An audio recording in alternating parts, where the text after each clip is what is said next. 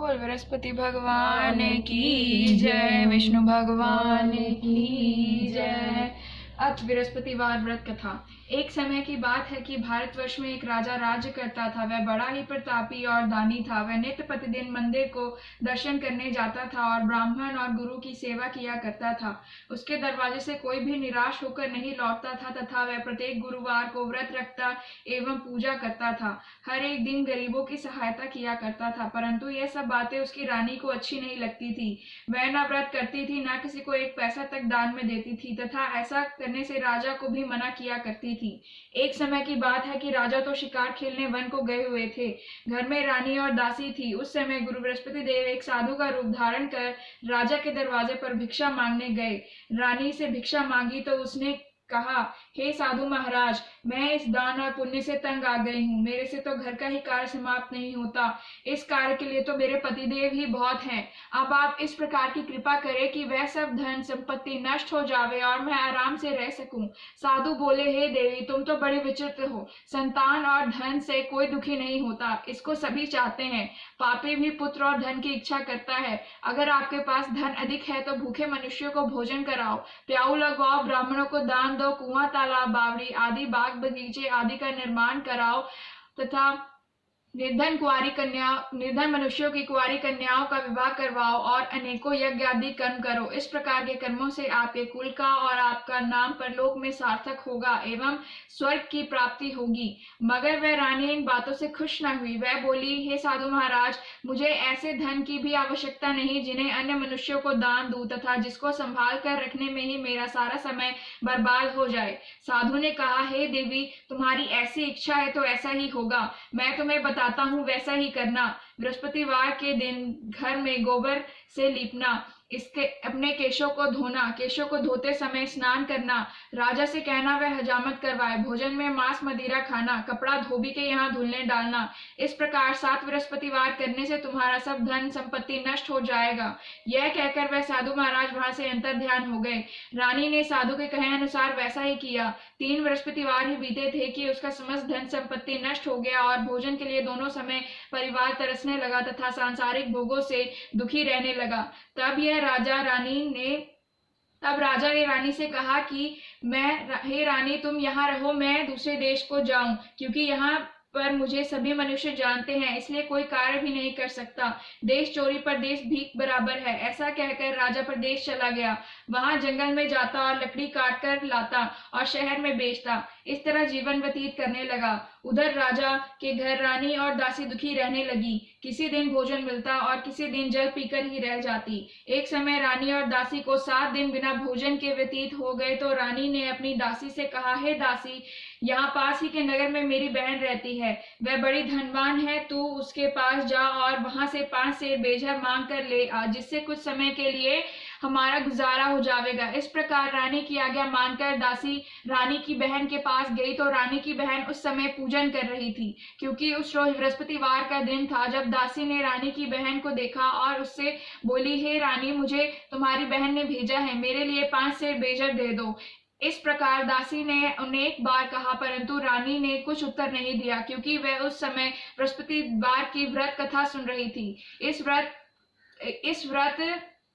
इस प्रकार जब दासी को किसी प्रकार का उत्तर नहीं मिला तो वह बहुत दुखी हुई और क्रोध भी आया और लौटकर अपने गांव रानी के पास आकर बोली, हे रानी, आपकी बहन बहुत ही घमंडी है। वह छोटे लोगों से बात भी नहीं करती। जब मैंने उनसे तुम्हारा संदेश कहा तो उसने कोई उत्तर नहीं दिया। मैं वापस चली आई। रानी बोली, हे दासी, उसका कोई दोष नहीं है। जब बुरे दिन आते हैं तब कोई सहारा नहीं देता। अच्छे बुरे का पता तो विपत्ति में ही लगता है। जो ईश्वर की इच्छा होगी या वही होगा।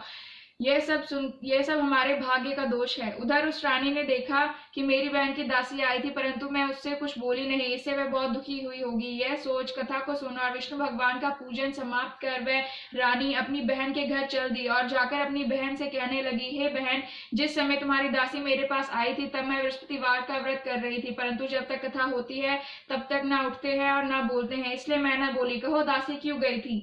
रानी बोली, बहन, हमारे घर में अनाज नहीं था। वैसे तुमसे कोई बात छिपी नहीं है, इस कारण मैंने दासी को तुम्हारे पास 5 सेर बेझर लेने के लिए भेज दिया था। रानी बोली, बहन, बृहस्पति भगवान सबकी मनोकामनाएं पूरी करते हैं। देखो, शायद तुम्हारे घर में अनाज रखा हो। इस प्रकार का वचन जब रानी ने सुना तो घर के अंदर गई और वहां से एक घड़ा बेझर का भरा मिल गया। तब तो वह रानी और बांदी बहुत ही खुश हुई और दासी कहने लगी, रानी देखो, वैसे हमको कुछ मिलता नहीं है तो हम रोज व्रत वैसे हमको जब नहीं मिलता तो हम रोज व्रत करते हैं। अगर इनसे व्रत की विधि और कथा पूछ ली जाए तो हम भी किया करेंगे। तब उस रानी ने अपनी बहन से पूछा, हे बहन, बृहस्पतिवार के व्रत की कथा कैसे है तथा इस व्रत को कैसे करना चाहिए? रानी की बहन ने कहा, इस व्रत में चने की दाल, मुनक्का का विष्णु भगवान का केले की जड़ में पूजन करे और दीपक जलावे, पीला भोजन करे तथा कहानी सुने। इस प्रकार करने से गुरु भगवान प्रसन्न होते हैं, अन्न, पुत्र एवं धन देते हैं, मनोकामना पूर्ण करते हैं। इस प्रकार रानी और दासी दोनों ने निश्चय किया कि बृहस्पति भगवान की पूजन जरूर करेगी। 7 दिन बाद जब बृहस्पतिवार आया तो उन्होंने व्रत रखा। गुड़साल से जाकर चना गुड़ बीन लाई तथा उसकी दाल से केले की जड़ का तथा विष्णु भगवान का पूजन किया। अब भोजन पीला कहाँ से आवे, बेचारी बहुत दुखी हुई, परंतु उन्होंने व्रत किया था, इस कारण गुरु भगवान प्रसन्न थे। वह महात्मा के रूप में 2 थालों में सुंदर पीला भोजन लेकर आए और दासी को देकर बोले, हे दासी, यह तुम्हारे और रानी के लिए है, तुम दोनों भोजन करना। दासी भोजन पाकर बहुत प्रसन्न हुई और रानी से बोली, चलो रानी जी, भोजन कर लो। रानी को इस विषय में कुछ पता नहीं था, इसलिए वह दासी से बोली, तू ही भोजन कर, क्योंकि तू हमारी व्यर्थ में हंसी उड़ाती है। दासी बोली, एक महात्मा भोजन दे गए हैं। रानी कहने लगी, वह भोजन तेरे लिए दे गए हैं, तू ही भोजन कर। दासी ने कहा, वह महात्मा हम दोनों को 2 थाल में भोजन दे गए हैं, इसलिए हम और तुम दोनों ही साथ साथ भोजन करेंगी। इस प्रकार रानी और बांदी दोनों ने गुरु भगवान को नमस्कार कर भोजन प्रारंभ किया तथा अब वह प्रत्येक बृहस्पतिवार को गुरु भगवान का व्रत और विष्णु भगवान का पूजन करने लगी। बृहस्पति भगवान की कृपा से फिर रानी और दासी के पास धन हो गया। रानी फिर उसी प्रकार से आलस्य करने लगी। तब दासी बोली, देखो रानी, तुम पहले भी इस प्रकार आलस्य करती थी, तुम्हें धन रखने में कष्ट होता था, इस कारण सभी धन नष्ट हो गया। अब गुरु भगवान की कृपा से धन मिला है तो तुम्हें फिर आलस्य होता है। बहुत मुसीबतों के बाद हमने यह धन पाया है, इसलिए हमें दान पुण्य करना चाहिए। तुम भूखे मनुष्य को भोजन करवाओ, प्याऊ लगवाओ, ब्राह्मणों को दान दो, कुआं, तालाब, बावड़ी आदि का निर्माण करवाओ, मंदिर, पाठशाला बनवाकर दान दो, कुंवारी कन्याओं का विवाह करवाओ, धन को शुभ कार्यों में खर्च करो, जिससे तुम्हारे कुल का यश बढ़े तथा स्वर्ग की प्राप्त हो और पितृ भी प्रसन्न होवे। तब रानी ने इसी प्रकार के कर्म करने प्रारंभ किए तो काफी यश फैलने लगा। एक दिन रानी और दासी विचार करने लगी कि न जाने राजा किस दशा में होंगे, उनकी कोई खबर नहीं है। गुरु भगवान से उन्होंने प्रार्थना की और भगवान ने रात्रि को राजा को स्वप्न में कहा, हे राजा, उठ, तेरी रानी तुझको याद करती है, अपने देश को चला जा। राजा प्रातःकाल उठा और विचार करने लगा, स्त्री जाति खाने और पहनने की ही साथी होती है, परंतु भगवान की आज्ञा मानकर वह अपने नगर के लिए चलने को तैयार हो गया। उससे पूर्व जब राजा प्रदेश चला गया था तो प्रदेश में दुखी रहने लगा। प्रतिदिन जंगल में से लकड़ी बीनकर लाता और उन्हें शहर में बेचकर अपने दुखी जीवन को बहुत कठिनता से व्यतीत करता था।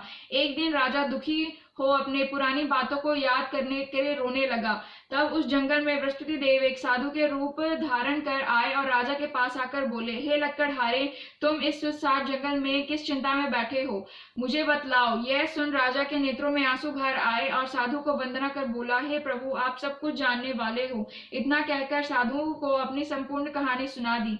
महात्मा दयालु होते हैं। वह राजा से बोले, हे राजा, तुम्हारी स्त्री ने बृहस्पति देव का अपराध किया था, जिस कारण तुम्हारी ये दशा हुई। अब तुम किसी प्रकार की चिंता मत करो, भगवान तुम्हें पहले से अधिक धन देगा। देखो, तुम्हारी स्त्री ने बृहस्पतिवार का व्रत प्रारंभ कर दिया है और तुम मेरा कहा मानकर बृहस्पतिवार को व्रत करके चने की दाल, गुड़ और जल को लोटे में डालकर केले का पूजन करो, फिर कथा कहो अथवा सुनो, भगवान तुम्हारी सब मनोकामनाओं को पूर्ण करेंगे। साधु को प्रसन्न देखकर राजा बोले, हे प्रभु, मुझे लकड़ी बेचकर इतना पैसा नहीं मिलता जिससे भोजन करने के उपरांत कुछ बचा सकूं। मैंने रात्रि में अपनी रानी को व्याकुल देखा है, मेरे पास कुछ भी नहीं जिससे उसकी खबर मंगवा सकूं, और फिर कौन सी कहानी कहूं, यह मुझको कुछ भी मालूम नहीं है। साधु ने कहा, हे राजा, तुम किसी बात की चिंता मत करो।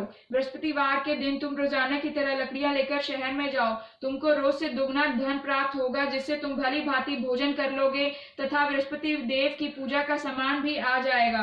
बृहस्पतिवार की कहानी अग्र प्रकार से है।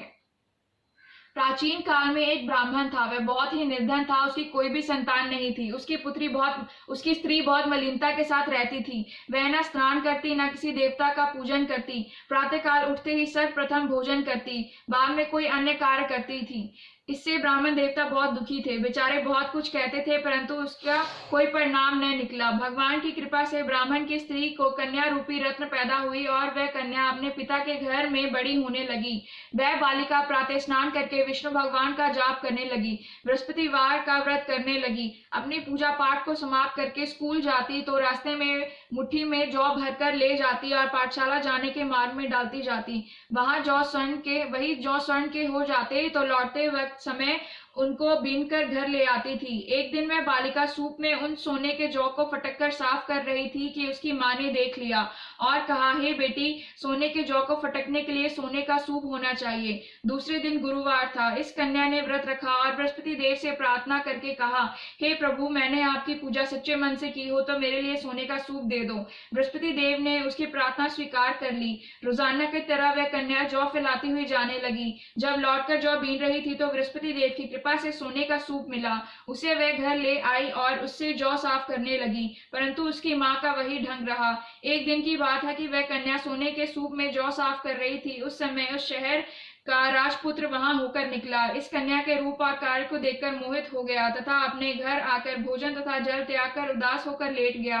राजा को जब इस बात का पता लगा तो उसने अपने प्रधानमंत्रियों के साथ अपने पुत्र के पास गए और बोले, हे बेटा, तुम्हें किस बात का कष्ट है? किसी ने अपमान किया है अथवा कोई और कारण है? सो कहो, मैं वही कार्य करूंगा जिससे तुम्हें प्रसन्नता हो। अपने पिता की राजकुमार ने बातें सुनी तो वह बोला, मुझे आपकी कृपा से किसी प्रकार का दुख नहीं है। किसी ने मेरा अपमान नहीं किया है, परंतु मैं उस लड़की के साथ विवाह करना चाहता हूँ जो सोने के सूप में जौ को साफ कर रही थी। यह सुन राजा आश्चर्य में पड़ा और बोला, हे बेटा, इस तरह की कन्या का पता तुम ही लगाओ, मैं उसके साथ तुम्हारा विवाह अवश्य करवा दूंगा। राजकुमार ने उस लड़की के घर का पता बतलाया। तब मंत्री उस लड़की के घर गए और ब्राह्मण देवता को सभी हाल बतलाया। ब्राह्मण देवता राजकुमार के घर गए, अब राजकुमार के साथ अपनी कन्या का विवाह करने के लिए तैयार हो गए तथा विधि विधान के अनुसार ब्राह्मण की कन्या का विवाह राजकुमार के साथ संपन्न हो गया।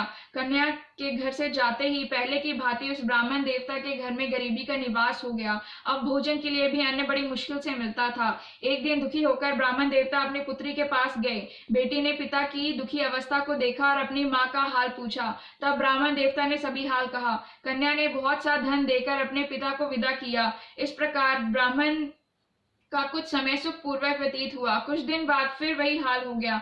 ब्राह्मण फिर अपनी कन्या के यहाँ गया और सभी हाल कहा तो लड़की बोली, हे पिताजी, आप माताजी को यहाँ ले आओ, मैं उन्हें विधि बता दूंगी जिससे गरीबी दूर हो जाएगी। वह ब्राह्मण देवता अपनी स्त्री को साथ लेकर पहुंचे तो पुत्री अपनी माँ को समझाने लगी, हे माँ, तुम प्रातःकाल उठ करके प्रथम स्नान आदि करके विष्णु भगवान का पूजन करो तो सब दरिद्रता दूर हो जाएगी। परंतु उसकी माँ ने एक भी बात नहीं मानी और प्रातःकाल उठ करके अपनी पुत्री के बच्चों का जूठन खा लेती थी। एक दिन उसकी पुत्री को बहुत गुस्सा आया और एक रात्रि कोठरी से सभी सामान निकाल दिया और अपनी माँ को उसमें बंद कर दिया। प्रातःकाल उसमें से निकाला तथा स्नान आदि करा के पूजा पाठ करवाया तो उसकी माँ की बुद्धि ठीक हो गई और वह प्रत्येक बृहस्पतिवार को व्रत रखने लगी। इस व्रत के प्रभाव से उसकी माँ भी बहुत ही धनवान तथा पुत्रवती हो गई और बृहस्पति जी के प्रभाव से स्वर्ग को प्राप्त हुई तथा वह ब्राह्मण भी सुख पूर्वक इस लोक के सुख भोग कर स्वर्ग को प्राप्त हुआ। इस तरह कहानी कहकर साधु देवता वहां से लोप हो गए। धीरे धीरे समय व्यतीत होने पर फिर बृहस्पतिवार का दिन आया। राजा जंगल में लकड़ी काट कर किसी शहर में बेचने गया। उसे उस दिन और दिन से अधिक धन मिला। राजा ने चना गुड़ आदि लाकर बृहस्पतिवार का व्रत किया। उस दिन से उसके सभी कलेश दूर हुए, परंतु जब दोबारा गुरुवार का दिन आया तो वह बृहस्पतिवार का व्रत करना भूल गया। इस कारण बृहस्पति भगवान नाराज हो गए। उस दिन उस नगर के राजा ने विशाल यज्ञ का आयोजन किया था। शहर में एक घोषणा करा दी थी कि कोई भी मनुष्य अपने घर भोजन न बनाए तथा आग भी न जलावे। समस्त लोग मेरे यहाँ भोजन करने आवे। इस आज्ञा को जो न मानेगा उसे फांसी की सजा दी जाएगी। इस तरह की घोषणा संपूर्ण नगर में करवा दी गई। राजा की आज्ञा अनुसार शहर के सभी लोग भोजन करने के लिए गए, लेकिन लकड़हारा कुछ देर से पहुंचा, इसलिए राजा उसको अपने साथ घर ले गए और ले जाकर भोजन करा रहे थे तो रानी की दृष्टि उस खूंटी पर पड़ी जिस पर उसका हार लटका हुआ था, वह वहां पर दिखाई नहीं दिया। रानी ने निश्चय किया कि मेरा हार इसी मनुष्य ने चुरा लिया है। उसी समय पुलिस बुलवाकर उसको जेलखाने में डलवा दिया। जब राजा जेलखाने में गया तो वह बहुत ही दुखी होकर विचार करने लग गया कि न जाने कौन से पूर्व जन्म के कर्म से मेरे लिए दुख प्राप्त हुआ है, और उसी साधु को याद करने लगा जो जंगल में मिला था। उसी समय तत्काल बृहस्पति देवता एक साधु के रूप में प्रकट हो गए और उसकी दशा को देखकर कहने लगे, अरे मूर्ख, तूने बृहस्पति देवता की कथा नहीं की, इसी कारण तुम्हें दुख प्राप्त हुआ है। अब चिंता मत कर, बृहस्पतिवार के दिन जेल खाने के दरवाजे पर 4 पैसे पड़े मिलेंगे, उनसे तू बृहस्पति देव की कथा पूजा करना, तेरे सभी कष्ट दूर हो जाएंगे। बृहस्पतिवार के रोज उसे 4 पैसे पड़े मिले। राजा ने कथा कही। उसी रात्रि को बृहस्पति देव ने उस नगर के राजा के स्वप्न में कहा, हे राजा, तुमने जिस आदमी को जेल खाने में बंद कर दिया है वह निर्दोष है, वह राजा है, उसे छोड़ देना। रानी का हार उसी खूंटी पर लटका हुआ है, अगर तू ऐसा नहीं करेगा तो मैं तेरे राज्य को नष्ट कर दूंगा। इस तरह के रात्रि स्वप्न को देख जब राजा प्रातःकाल उठा और खूंटी पर हार टंगा देखा तो लकड़हारे को बुलवाकर क्षमा मांगी तथा राजा को योग्य सुंदर वस्त्र आभूषण देकर विदा किया। गुरुदेव की आज्ञा के अनुसार राजा अपने नगर को चल दिया। राजा जब नगर के निकट पहुंचा तो उसे बड़ा ही आश्चर्य हुआ। नगर में पहले से अधिक बाग, तालाब और कुआं तथा बहुत से धर्मशाला, मंदिर आदि बने हुए थे। राजा ने पूछा कि यह किसका बाग और धर्मशाला है। तब नगर के सब लोग कहने लगे, यह सब रानी और बांदी के हैं। तो राजा को आश्चर्य हुआ और गुस्सा भी आया। जब रानी ने यह खबर सुनी कि राजा आ रहे हैं तो उसने बांदी से कहा कि हे दासी, देख, राजा हमको कितनी बुरी हालत में छोड़ गए थे, वह हमारी ऐसी हालत देखकर लौट न जाए, इसलिए तू दरवाजे पे खड़ी हो जा। आज्ञा अनुसार दासी दरवाजे पे खड़ी हो गई और राजा आए तो उन्हें अपने साथ ले आई। तब राजा ने क्रोध करके अपनी तलवार निकाली और पूछने लगे, यह बताओ कि यह सब धन तुम्हें कैसे प्राप्त हुआ है। तब उन्होंने कहा, हमें यह सब धन बृहस्पति देव के इस व्रत के प्रभाव से प्राप्त हुआ है। राजा ने निश्चय किया कि 7 रोज बाद तो सभी बृहस्पति देव का पूजन करते हैं, परंतु मैं रोजाना दिन में 3 बार कहानी कहा करूंगा तथा रोज व्रत किया करूंगा। अब हर समय राजा के दुपट्टे में चने की दाल बंधी रहती तथा दिन में 3 बार कहानी कहता।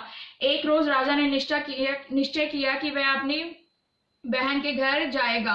इस तरह विचार कर राजा घोड़े पर सवार होकर अपनी बहन के घर जाने लगा। मार्ग में उसने देखा कि कुछ आदमी एक मुर्दे को लिए जा रहे हैं। उन्हें रोककर वह कहने लगा, अरे भैया, मुझसे बृहस्पति देव की कहानी सुन लो। वह बोले, लो, हमारा तो आदमी मर गया है, इसको अपनी कथा की पड़ी है। परंतु कुछ आदमी बोले, अच्छा कहो, हम तुम्हारी कथा भी सुनेंगे। राजा ने दाल निकाली और कथा कहने लगा। जब कथा आधी हुई थी कि मुर्दा हिलने लग गया, और जब कथा समाप्त हुई तो राम राम कहकर वह मनुष्य खड़ा हो गया।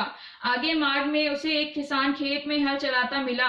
राजा ने उसे देखा और उससे बोला, अरे भैया, तुम मुझसे बृहस्पतिवार की कथा सुन लो। किसान बोला, जब तक मैं तेरी कथा सुनूंगा तब तक 4 हरैया जोत लूंगा, जा अपनी कथा किसी और को सुनाना। इस तरह राजा आगे चला।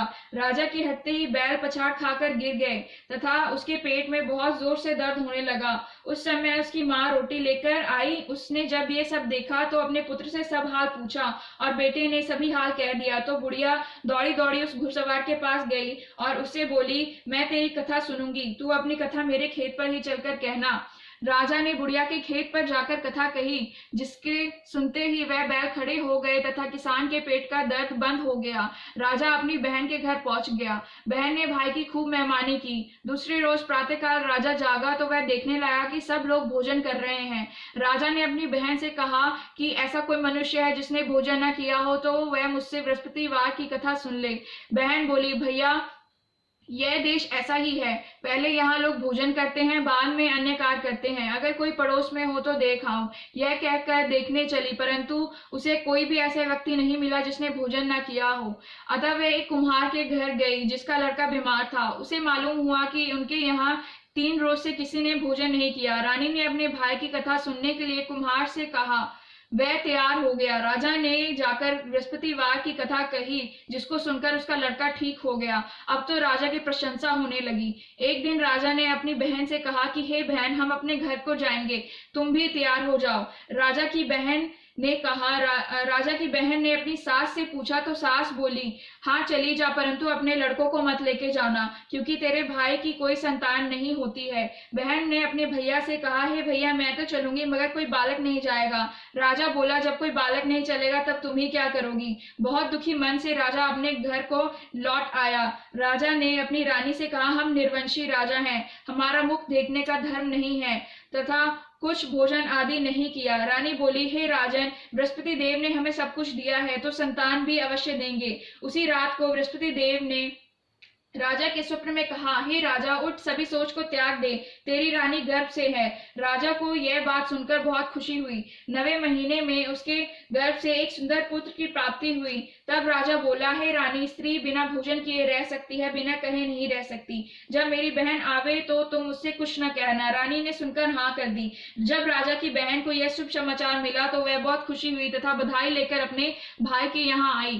तभी रानी ने कहा, घोड़ा चढ़कर तो नहीं आए, गधा चढ़ी आई। राजा की बहन बोली, भाभी मैं इस प्रकार न कहती तो तुम्हें औलाद कैसे मिलती। बृहस्पति देव ऐसे ही हैं, जैसे जिसकी मन में कामनाएं होती हैं सभी को पूर्ण करते हैं। जो सद्भावना पूर्वक बृहस्पतिवार का व्रत करता है एवं कथा पढ़ता है अथवा सुनता है और दूसरों को सुनाता है, बृहस्पति देव उसकी सभी मनोकामनाओं को पूर्ण करते हैं। भगवान बृहस्पति देव उनकी सदैव रक्षा करते हैं। संसार में सच्ची भावना और श्रद्धा से भगवान जी का पूजन एवं व्रत करते हैं, उनकी सभी मनोकामनाएं पूर्ण होती हैं। जैसी सच्ची भावना से रानी और राजा ने उनकी कथा का गुणगान किया तो उनकी सभी इच्छाएं बृहस्पति देव जी ने पूर्ण की थी।